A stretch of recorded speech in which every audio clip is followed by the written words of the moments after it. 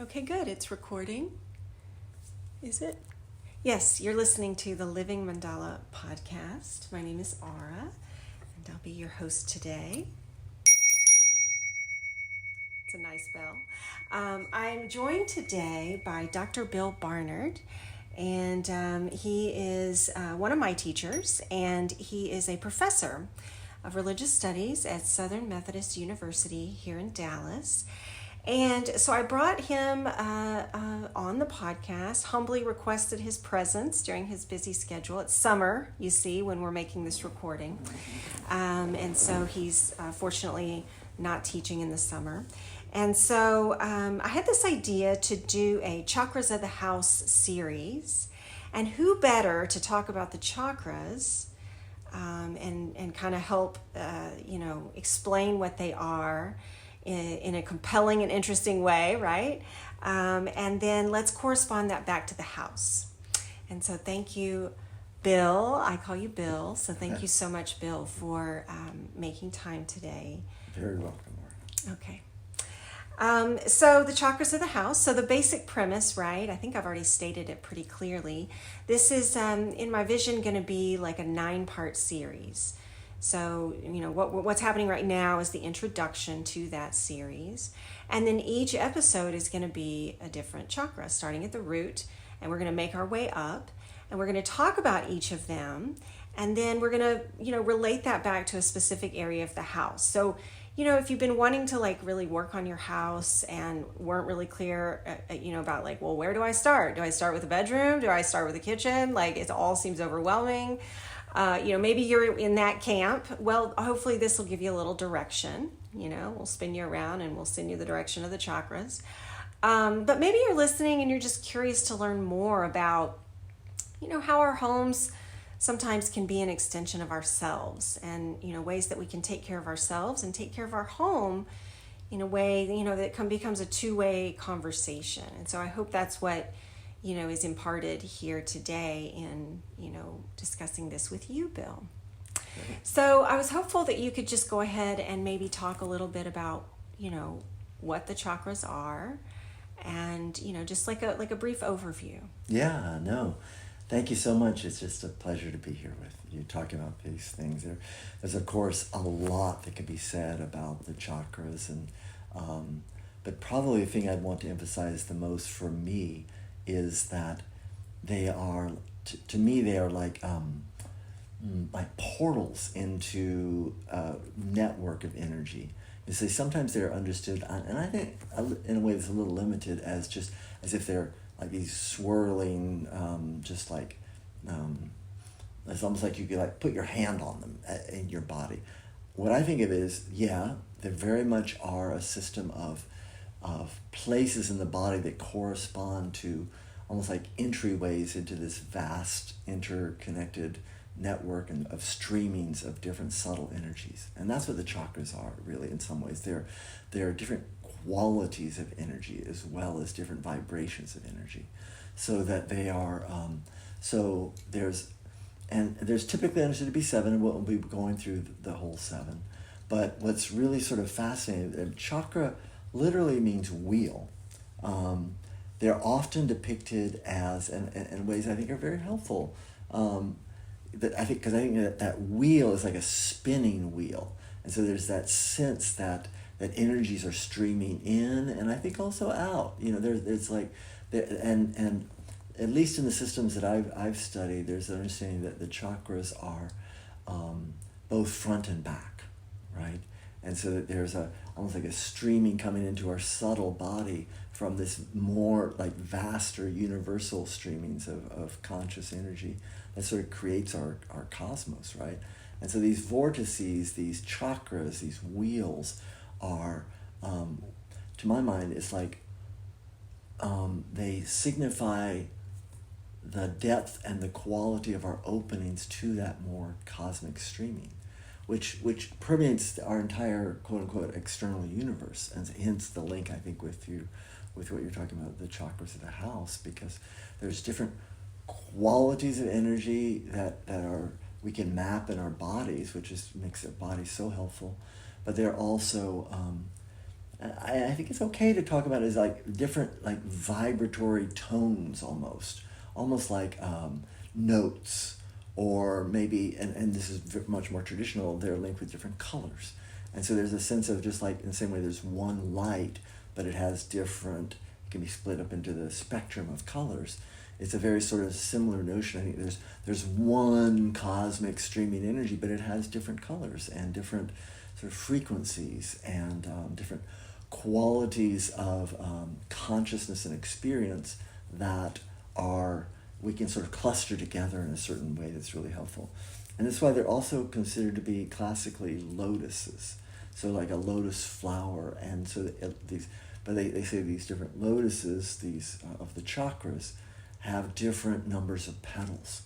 And I don't think we need to go into that whole mapping, but at least understand that the petals are, to my mind, symbolic of sort of like where those streamings of energy come together. So you can think of like I say there's 12 petals. It'd be like 12 different qualities or frequencies of that energy that are streaming together. And what's really fascinating, and we can't have to go into the depth of this, but in the Sanskrit language, which is where this whole notion of the chakras sort of came out of, this sort of these Indian philosophical systems that were written in Sanskrit.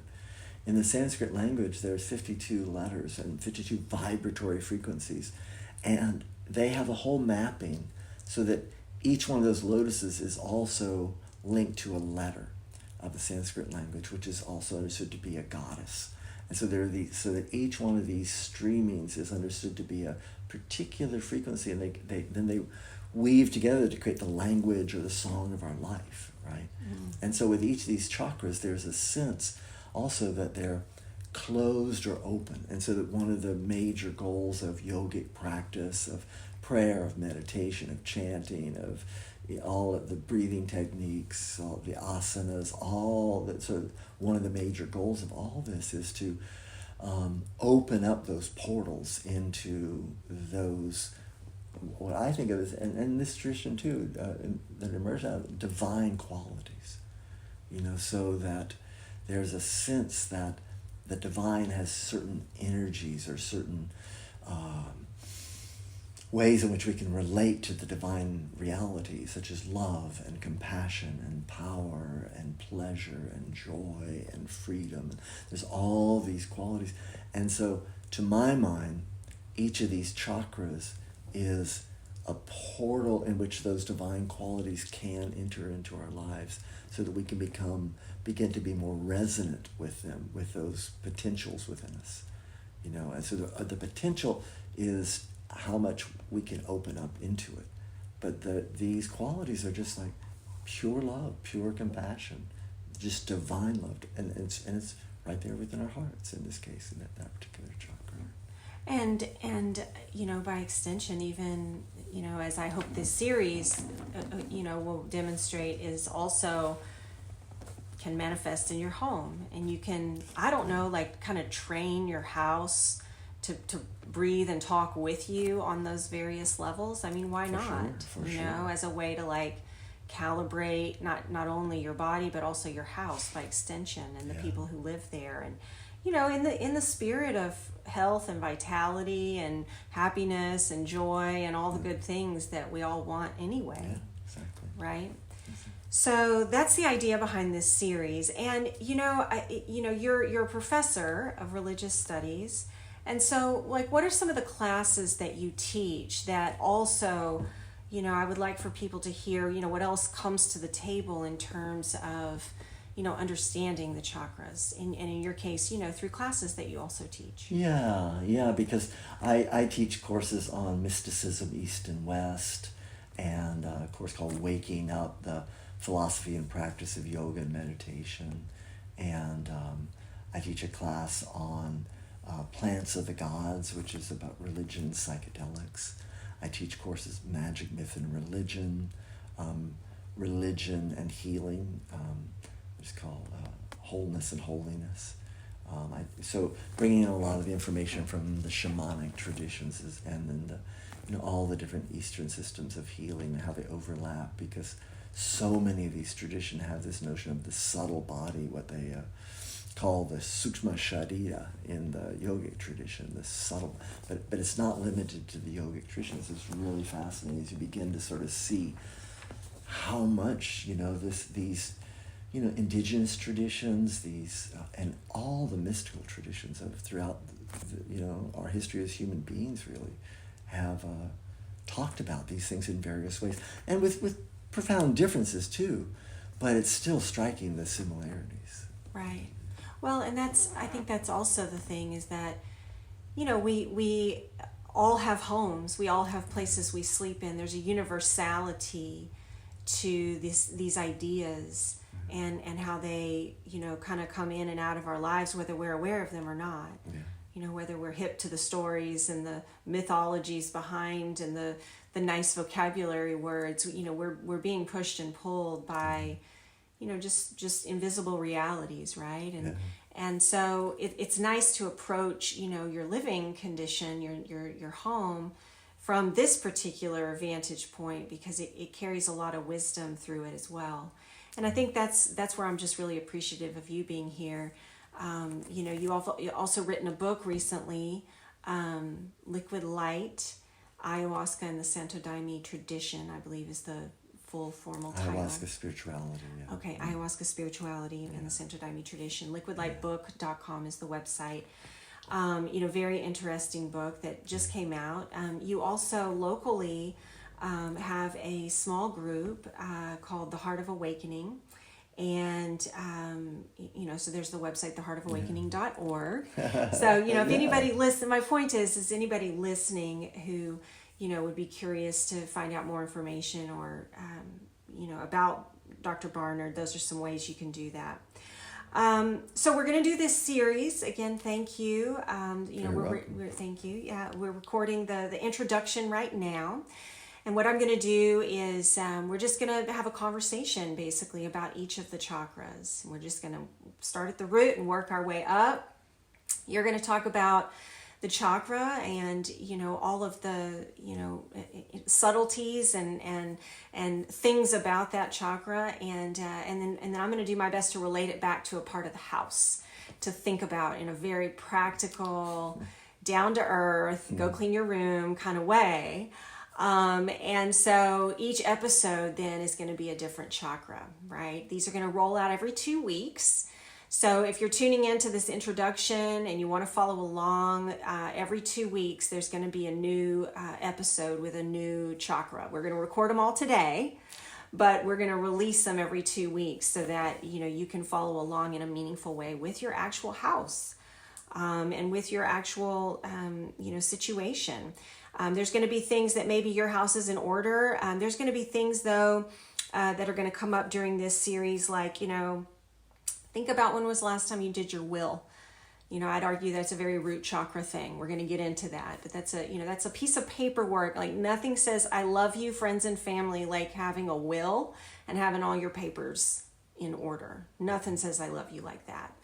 And so, it's going to have practical things like that in it as well. So it won't just be, time to clean out underneath the sink. Although it might be time to clean out underneath the sink. You know who you are. I'm talking to me. Okay, so that's how this is going to work. So thank you, Bill. Appreciate your time. And we're going to be back with the root chakra. You're listening to the Living Mandala podcast.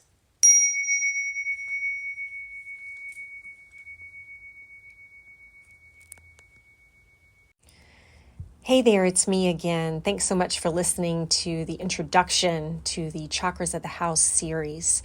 It is a 9-part series, and so I'll be back in 2 weeks' time with an investigation of the root chakra. So Dr. Barnard will give a lecture, and then I'll be thinking of ways and suggesting ways to map that information back to our homes, to a specific area or room of our home.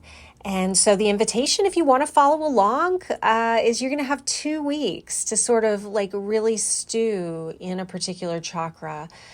You can really harness this series, I would hope, as some sort of an opportunity to really hit a big giant refresh button for your house, your home, yourself. And so if you do choose to follow along and you want to share your experience with me at some point, don't hesitate to reach out. Just visit the website livingmandalaconsulting.com, click on the contact page, and we'll get connected that way. Thanks so much for listening to the Living Mandala podcast. See you again in 2 weeks' time with the Root Chakra.